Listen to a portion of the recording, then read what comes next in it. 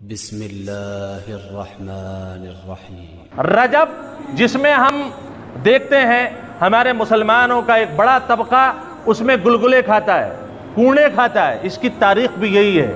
آپ کو پردے میں رکھا گیا ہے، آپ یہ سمجھ رہے ہیں کہ شاید شاہ عبد القادر جیلانی رحمۃ اللہ علیہ کی طرف منسوب کر کے آپ کو کھلایا جا رہا ہے۔ غلط فہمی میں ہے، وہ بزرگ ہستی ہے۔ تصوف میں اگر آپ نام لیں گے، جب تک شیخ عبد القادر جیلانی رحمۃ اللہ علیہ کا نام نہ آ جائے تب تک آپ کا سلسلہ نسب تصوف آپ کا سیدنا حضرت ابو بکر رضی اللہ تعالیٰ عنہ سے نہیں مل سکتا ہے۔ ہم اگر اس پر بات کر رہے ہیں رجب پر، تو آپ نے یہ کیوں تسلیم کر لیا کہ شاید یہ حضرت شیخ عبد القادر جیلانی رحمۃ اللہ علیہ سے محبت نہیں رکھتے، آپ سے زیادہ محبت ہے۔ آپ نے کبھی پڑھی غنیۃ الطالبین ان کی کہ جس میں آپ نے احادیث کو جمع کیا؟ وہ صرف وقت کا تصوف والا آدمی نہیں تھا، وہ وقت کا محدث تھا، وہ وقت کا فقیہ تھا، جس سے لوگ ایک بڑا طبقہ آ کر کے علم سے فیضیاب ہوتا تھا۔ اسے کون اگنور کر سکتا ہے؟ وہ ذات کہ بھوکے آتے تو اپنے قافلے سے کھانا کھلاتے۔ یہ بات حقیقت ہے، اپنے دور میں اپنے وقت کا نواب تھا وہ انسان، لیکن اپنے دسترخوان کو کبھی خالی نہیں رکھا۔ سال کے 12 مہینے ہر وقت دسترخوان وسیع رہتا۔ ایک واقعہ مجھے حضرت شیخ جیلانی رحمۃ اللہ علیہ کا یاد آتا ہے۔ ایک آپ کا ایلچی آیا، آپ سے آ کر کے کہتا ہے حضرت وہ بیڑا جو تھا ہمارا، جو تجارت کا سامان جا رہا تھا، وہ تجارت کا سامان ڈوب گیا ہے، سارا لاس ہو گیا، کیونکہ حضرت ایکسپورٹر تھے، امپورٹر تھے۔ آپ بھی ایکسپورٹر ہے، حضرت شیخ عبد القادر جیلانی نور اللہ مرقدہ بھی ایکسپورٹر تھے۔ آپ نے فوراً اپنا سر نیچے کیا، نیچے کرنے کے بعد تھوڑی دیر کے بعد اٹھایا، حضرت شیخ نے فرمایا الحمدللہ۔ اب آدمی نے سوچا کہ میں تو یہ کہہ رہا ہوں کہ حضرت لوس میں چلا گیا، سارا جہاز ٹھپ ہو گیا، یہ مراقبے کے بعد کہہ رہے الحمدللہ، مطلب یہ میں خوش ہوں۔ اپنے نقصان سے کون خوش ہوتا ہے صاحب؟ اس کے بعد کچھ دیر کے بعد اسی مجلس میں دوسرا ایلچی آیا، اس نے کہا حضرت آپ کا فلاں بیڑے نے ڈبل معاملہ اور ڈبل نفع حاصل کیا ہے۔ آپ نے گردن نیچے کی، مراقبہ کیا، دل میں جھانکا، اس کے بعد سر اٹھایا، فرمایا الحمدللہ۔ اب ایلچی سے رہا نہیں گیا۔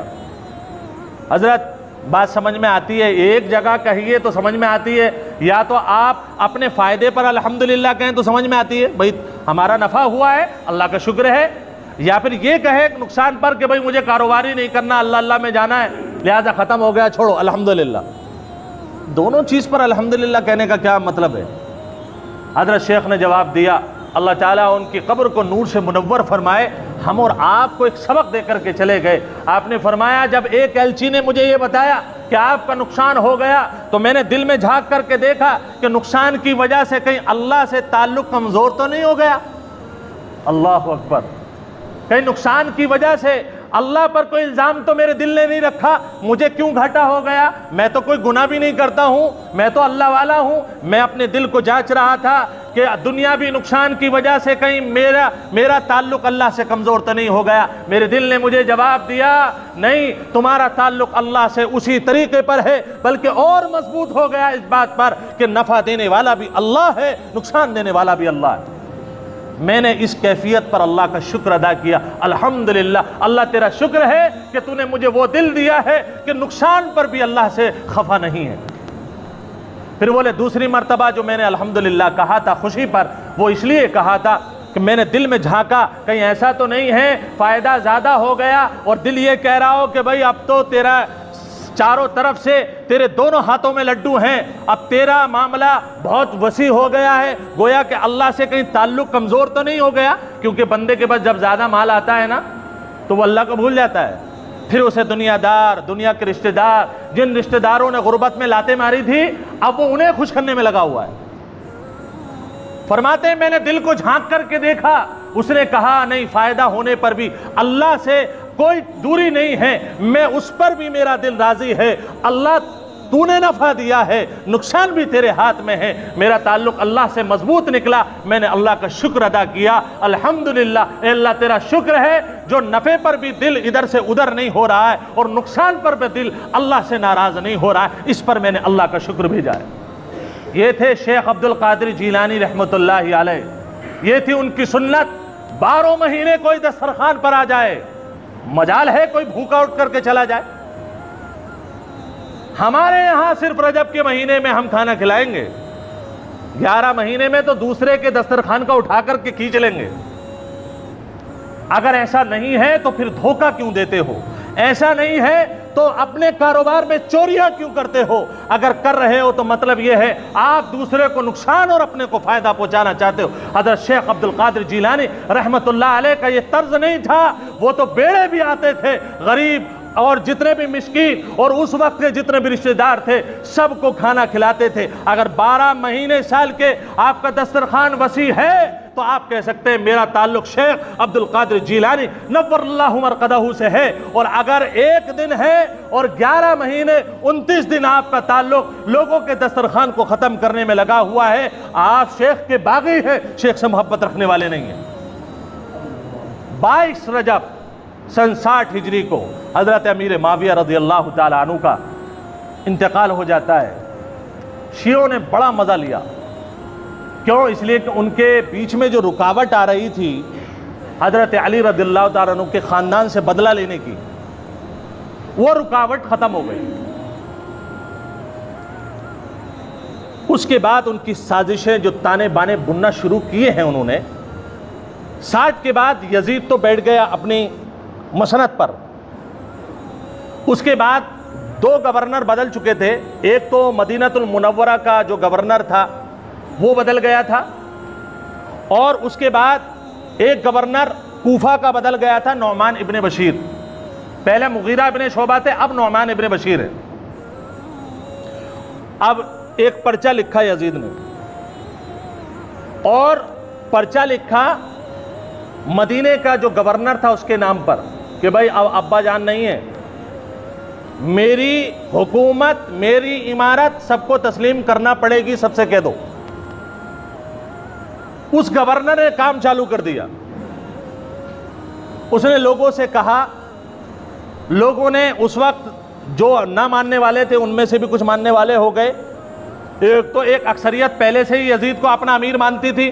اب صحابہ کے سامنے جب بات آئی، یعنی حضرت حسین رضی اللہ تعالیٰ عنہ کے، آپ نے وہی عمل کیا جو ابا جان کے سامنے کیا تھا۔ آپ یہاں سے نکل کر کے مکہ المکرمہ چلے گئے، مکہ المکرمہ میں رہائش ہو گئی، بہرحال بات سب سیٹل ہو گئی۔ اس کے بعد مسئلہ آیا کہ صاحب اب یہ عمارت جو یزید کی ہے اس کو بالکل مستحکم کیسے کیا جائے۔ اس دوران جبکہ یہ مدینہ سے 4 لوگ مکہ المکرمہ گئے، ان میں ایک نام حضرت عبداللہ بن زبیر کا بھی تھا جو یزید کو اپنا حاکم نہیں تسلیم کرتے۔ جیسے ہی حضرت حسین رضی اللہ تعالیٰ عنہ کے ساتھ دیگر صحابہ مکہ گئے، ان میں سے ایک حضرت عبداللہ ابن زبیر بھی تھے۔ انہوں نے جاتے ہی لوگوں سے کہا کہ مجھے یزید کی حکومت تسلیم نہیں ہے، میں خود امیر المومنین بننا چاہتا ہوں، اس سے بہتر تو یہ ہے۔ 2000 لوگوں نے حضرت عبداللہ ابن زبیر رضی اللہ تعالیٰ عنہ کے ہاتھ پر بیعت کی۔ اچھا، وہاں پر حضرت حسین رضی اللہ تعالیٰ عنہ بھی موجود تھے، آپ نے نہ تو ان کے ہاتھ پر بیعت کی اور نہ ہی ان کو منع کیا بیعت کرنے سے۔ اس دوران کوفہ کی طرف سے خط آنا شروع ہو گئے حضرت حسین رضی اللہ تعالیٰ عنہ کے پاس۔ اس میں لکھا ہوا تھا، ہم تو آپ کے باپ سے بھی محبت کرتے تھے، ہم تو آپ سے بھی محبت کرتے ہیں، ہم تو اہل بیت سے محبت کرتے ہیں، ہم آل رسول اور آل علی سے محبت کرتے ہیں، ہم تو پہلے بھی آپ کو امیر مانتے تھے، آج بھی امیر مانتے ہیں۔ یعنی جو الفاظ ان سے ہو سکے وہ الفاظ انہوں نے اپنے خطوں میں پروئے، اور اس کے بعد کہا کہ حضرت آپ تشریف لے آئیے، ہم یزید کے مخالف بن کر کے آپ کے موافق بنیں گے، آپ امیر بنیں گے، ہم یزید کو تسلیم نہیں کرتے۔ یہ کہاں کے لوگ لکھ رہے ہیں؟ کوفہ کے لوگ۔ وہاں کا حاکم کون ہے، حکمران کون ہے؟ گورنر نعمان ابن بشیر۔ وہ اتنا سخت نہیں تھا مزاج کا۔ اچھا، جو بصرہ کے اندر تھا وہ عبید اللہ ابن زیاد تھا، جو شیعہ تھا، یعنی جسے آل رسول اور آل علی سے نفرت تھی۔ عبید اللہ ابن زیاد، یہ نام آپ یاد رکھیں، اس مین پوری سٹوری کا سب سے خطرناک ولن یہ ہے۔ 3 ہے، وہ تینوں میں انشاءاللہ بتاؤں گا، عبید اللہ ابن زیاد کا نام یاد رکھے آپ۔ اب جب یہ خط لکھا، حضرت حسین رضی اللہ تعالیٰ عنہ نے کہا کہ بہت اصرار ہو رہا ہے، لہذا مجھے جانا چاہیے۔ آپ نے جانے سے پہلے مشورہ کیا تو ایک آپ کے چچا زاد بھائی تھے مسلم بن عقیل، حضرت علی رضی اللہ تعالیٰ عنہ کے ایک بھائی تھے عقیل، ان کے بیٹے تھے۔ اب اس کا مطلب یہ ہوا کہ حضرت حسین رضی اللہ عنہ اور جو ابن عقیل ہیں یہ سگے چچیرے تیرے ہیں، سگے چچیرے تیرے۔ آپ نے کہا کہ ایسا کرو مسلم آپ چلے جاؤ، میں بعد میں آؤں گا، آپ جا کر کے مجھے حالات کا جائزہ لو، مجھے بتاؤ کیا کیا ہونا ہے، اگر وہ وہاں کی سرزمین ٹھیک ہے واقعتاً جو لکھ رہے ہیں وہی بات ہے تو آپ مجھے بتا دو۔ وہ گئے، جا کر کے انہوں نے جب پہلا قدم رکھا ہے ہانی بن عروہ کے گھر، ایک دن میں 12,000 لوگوں نے حضرت حسین رضی اللہ تعالیٰ عنہ کے نام پر بیعت کی، ہاتھ پر بیعت کی، 12,000۔ حضرت مسلم بن عقیل جو ایلچی بن کر کے گئے تھے انہوں نے خط لکھ دیا، حضرت ماحول تو بہت اچھا ہے۔ اب ان بیچاروں کو کیا پتا تھا یہی ظالم اندرون خانہ حضرت حسین رضی اللہ تعالیٰ عنہ کے قاتل بنیں گے۔ مسلم بن عقیل نے لکھ دیا حضرت تشریف لے آئیے، ماحول بہت اچھا ہے۔ اس کے بعد یہ بات جب پہنچی یزید کے پاس، اس نے فوراً دوسرا جو گورنر تھا یعنی پڑوس میں بصرہ میں عبید اللہ ابن زیاد جس کا نام لیا، اس کو خط لکھا، بھائی یہ کیا ہو رہا ہے، لوگ میری بیعت سے ہٹ کر کے حضرت حسین کی بیعت پر لگے ہوئے ہیں، یہ تو صحیح نہیں ہے، آپ روکو انہیں۔ لہٰذا آج سے نعمان بن بشیر کو میں معزول کرتا ہوں، بصرہ کے حاکم بھی تم ہی ہو اور کوفہ کے حاکم بھی آج سے تم ہی ہو، دونوں جگہ کا حاکم بنا دیا۔ اور جب کوئی ظالم پاور میں آ جائے تو اس کی ظلم کی انتہا نہیں رہتی ہے۔ سب سے پہلا کام اس نے جا کر پتہ کیا کیا، اس نے اپنا لباس بدلا اور حضرت حسین رضی اللہ تعالیٰ عنہ کا لباس پہنا اور جا کر کے کوفہ میں داخل ہوا۔ لوگوں نے سمجھا حضرت حسین آ گئے رضی اللہ تعالیٰ عنہ، لوگ سلام کرنے لگے۔ اب جب اس نے یہ دیکھا، انہوں نے کہا کہ یہ بتاؤ نعمان بن بشیر کہاں ہیں؟ کہا صاحب وہ دارالخلافہ میں بیٹھے ہوں گے۔ وہاں گئے، وہاں جانے کے بعد کہا کہ وہ ایلچی کہاں ہیں جو حضرت حسین رضی اللہ تعالیٰ عنہ کی طرف سے آیا ہے؟ اس نے بتایا کہ ہانی بن عروہ کے گھر میں، دونوں کو پکڑوا لیا، جو آیا تھا اسے بھی، جس کے گھر رکے تھے اسے بھی۔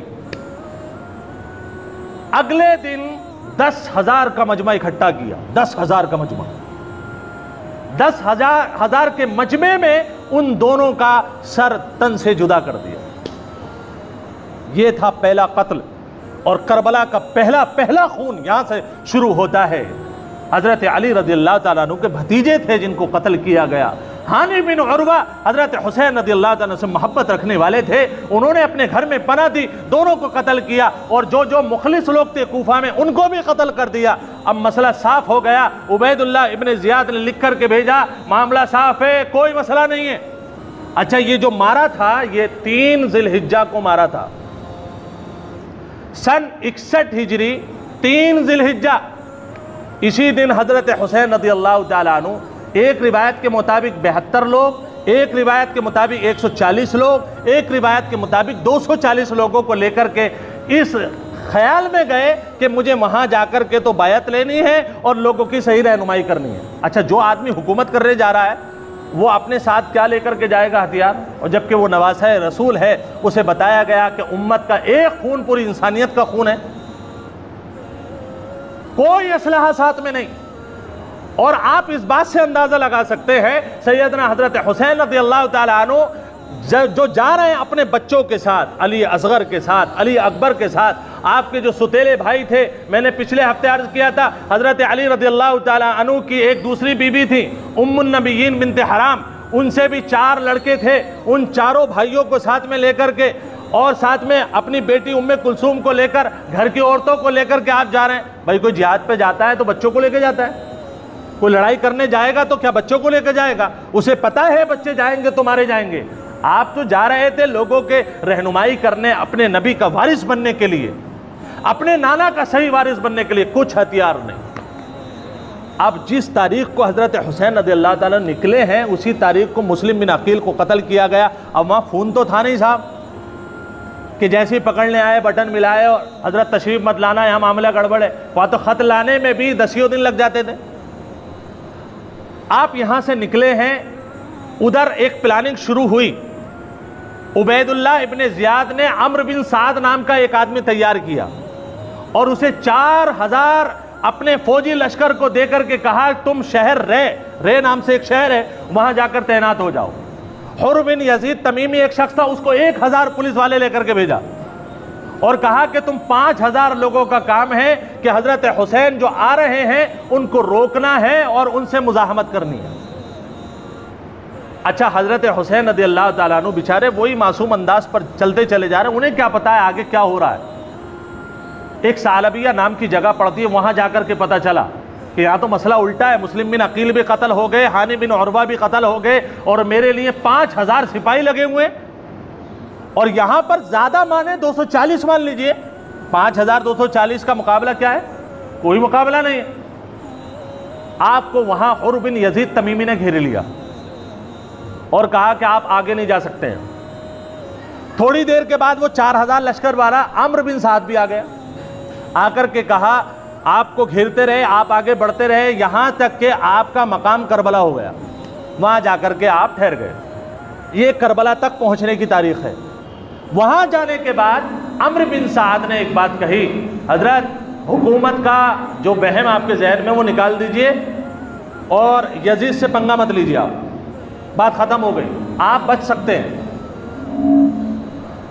انہوں نے کہا کہ بھائی ایسا ہے مجھے جانے تو دو، کہا نہیں آگے نہیں جائیں گے آپ۔ یہ بات کربلا میں روک کر کے عمرو بن سعد نے عبید اللہ ابن زیاد کو جو شیعہ تھا اس کو لکھ کر کے بھیج دی۔ اس نے کہا کہ نہیں جی، ان سے یہ بتاؤ کہ ان کی شرطیں کیا کیا۔ انہوں نے کہا کہ 3 شرطیں رکھ رہے ہیں یہ، اور 3 شرطوں پہ معاملہ سیٹل ہو جائے گا، لڑائی نہیں ہوگی۔ کیا کیا ہے؟ نمبر 1، حضرت حسین رضی اللہ تعالیٰ عنہ نے فرمایا کہ یا تو دیکھو مجھے واپس جانے دو، میں مکہ المکرمہ جاؤں گا اور عبادت کروں گا، نہ تم سے کوئی مطلب نہ سیاست سے کوئی مطلب، اگر تم ظالمانہ حکومت چاہتے ہو تو تم کرو، اللہ تم سے نپٹے گا، میرا کوئی تعلق نہیں ہے، مجھے جانے دو۔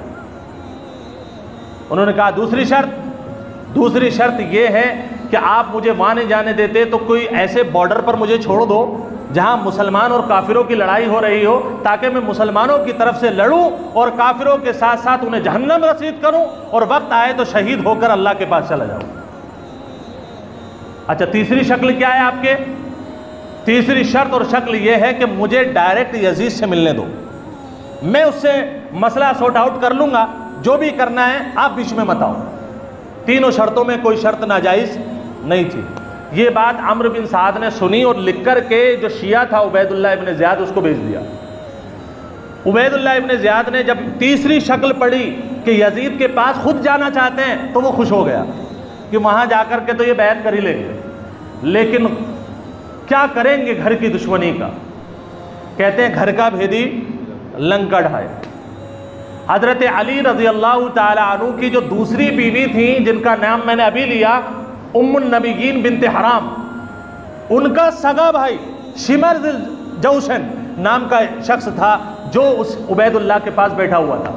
اب آپ رشتہ دیکھیں حضرت حسین سے اس آدمی کا، شمر ابن ذی الجوشن کا رشتہ کیا ہے؟ یعنی ستیلی ماں کا سگا بھائی ہے، سوتیلی ماں کا سگا بھائی۔ کون لگا صاحب؟ ماموں لگا نا، ماموں لگا، آپ کہہ سکتے ہیں سوتیلا ماموں ہیں۔ اچھا، وہ سوتیلا ماموں بھی کیسا ہے کہ اس ماموں کے سگے جو بھانجے تھے بنت حرام کے 4 بیٹے، وہ اپنے بڑے بھائی یعنی حضرت حسین رضی اللہ تعالیٰ عنہ کے لشکر میں آئے ہوئے تھے۔ یعنی سگے ستیلے بھائیوں میں لڑائی ہوتی ہے، وہاں تو محبت تھی، پیار تھا۔ میں نے نام بھی ذکر کیا تھا، عبید اللہ، محمد، جعفر، عباس، یہ 4 بیٹے تھے اور چاروں اپنے سوتیلے بھائی کو سگا بھائی مانتے تھے، حضرت حسین رضی اللہ تعالیٰ عنہ کی طرف سے آئے تھے۔ اس ذی الجوشن نے عبید اللہ ابن زیاد سے کہا، حضرت بڑے خوش ہو رہے ہو، زیادہ خوش مت ہو آپ۔ وہ سیاست کھیلی اس جاہل آدمی نے۔ اس نے کہا کہ اگر آپ یہ خط میں یزید کو لکھ کر کے بھیج دیں گے وہ تو انہیں بلا لے گا، اور یہ آپس میں بہرحال پرانا رشتہ ہے ان کا، یہ تو سورٹ آؤٹ کر لیں گے، مسئلہ آپ کا کیا بنے گا؟ آپ تو ذلیل ہو جاؤ گے، آپ کی کیا اہمیت ہے؟ آپ کو اتنا بڑا حاکم بنا دیا، کوفہ کے حاکم آپ ہیں، بصرہ کے حاکم آپ ہیں، 2 جگہ کے 2 اسٹیٹ کے چیف منسٹر ہیں آپ۔ یزید کیا کہے گا؟ اتنا بڑا آدمی بنا دیا، اس سے چھوٹا سا مسئلہ حل نہیں ہوا؟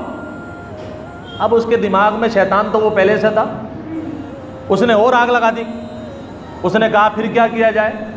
اس نے کہا کہ بھائی مسئلے کو ایسا کرو، انہیں ختم کر دو۔ یہ کون کہہ رہا ہے؟ ماموں کہہ رہا ہے بھانجے کے لیے۔ یہ ہوتی ہے منافقت۔